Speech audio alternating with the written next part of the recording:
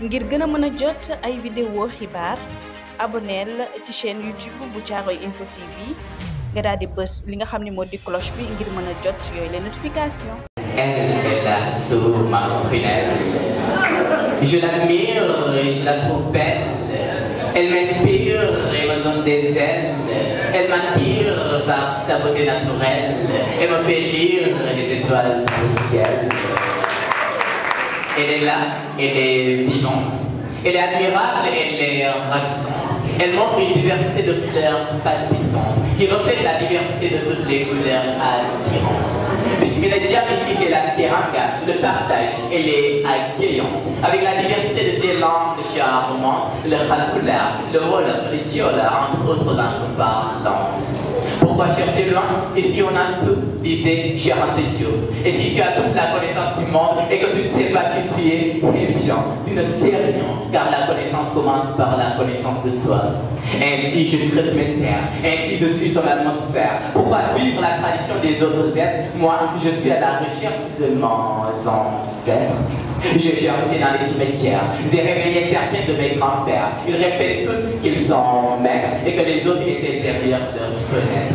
Oui, l'Afrique est le commencement de tout fondement. L'Occident, comme les Arabisants, sont tous passés dans ces compartiments. L'Afrique est le début du commencement. La tradition africaine est au devant. En Afrique est né le premier homme savant. Regardez l'Égypte avec ses géants monuments. La première civilisation des temps est parue dans ce continent. Tu dis que le griot ment, et toi avec des faux documents. Moi je crois à la Sugata, je crois à la charte de Kourougan-Fouga et à tous mes ancêtres du temps. Moi je crois à toutes ces histoires non écrites que nos griots récitent.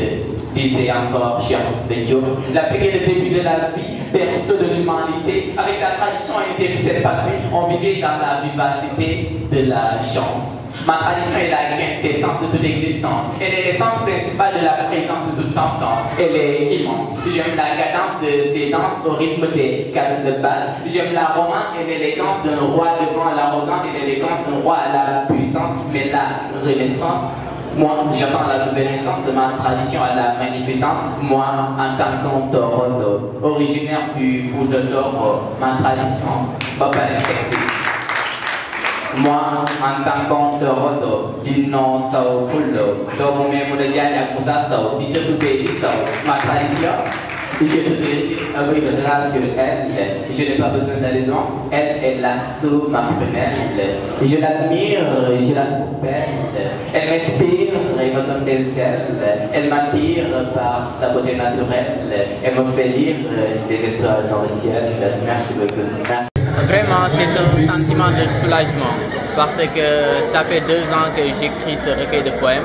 Donc aujourd'hui, on a finalisé ce recueil de poèmes pour aussi passer à cette cérémonie dédiée au livre, mais particulièrement à ce livre intitulé Les murmures d'une âme fertile.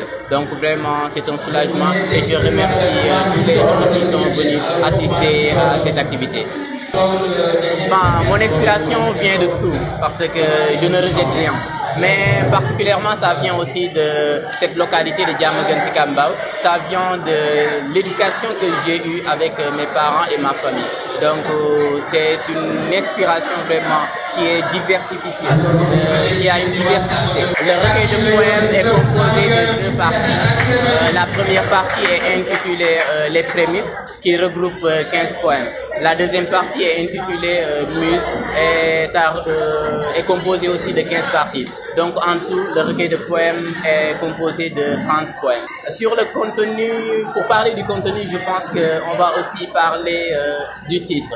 Le titre est intitulé Les murmures d'une âme fertile. Donc ce sont les paroles de mon âme.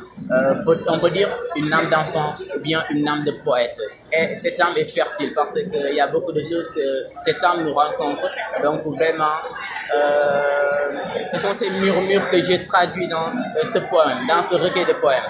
Et parmi ces murmures, on peut citer les sentiments personnels.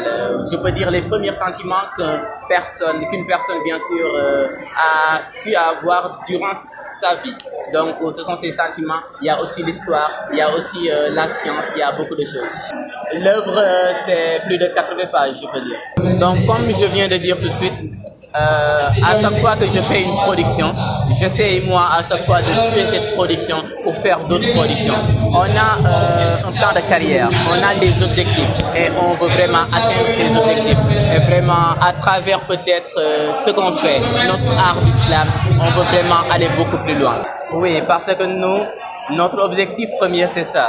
Parce qu'on a constaté qu'à Diamaguène Sicap Mbao, on ne parle que de la violence, on ne parle que de la discrimination entre autres. Nous, on s'est dit que pourquoi pas créer quelque chose qui va pousser la jeunesse banlieusarde, surtout la jeunesse de Diamaguène Sicap Mbao, de pouvoir mieux s'adonner à l'écriture et à la lecture et de pouvoir peut-être montrer leur talent. Donc, à travers ce recueil de poèmes, j'invite toute la jeunesse de Diamaguène Sicap Mbao de s'inspirer de moi, de s'inspirer du club Diamaguène pour peut-être montrer un autre visage de la commune de Diamaguène Sicap Mbao. Seront juste des mots de remerciement. Remercier vraiment tous les gens qui sont venus assister à cette activité, particulièrement à mes parents. J'aimerais nommer Memouna Diagne qui est ma mère et Moussa Sow qui est mon père, et aussi ma grand-mère qui est venue de Ouakam, ainsi que tous les membres de ma famille, de Beydi Sow, comme les membres de ma famille de Youssouf Diagne. Pour plus de vidéos d'informations, abonnez-vous sur la chaîne YouTube de Thiaroye Info TV. Appuyez sur la cloche pour avoir des notifications.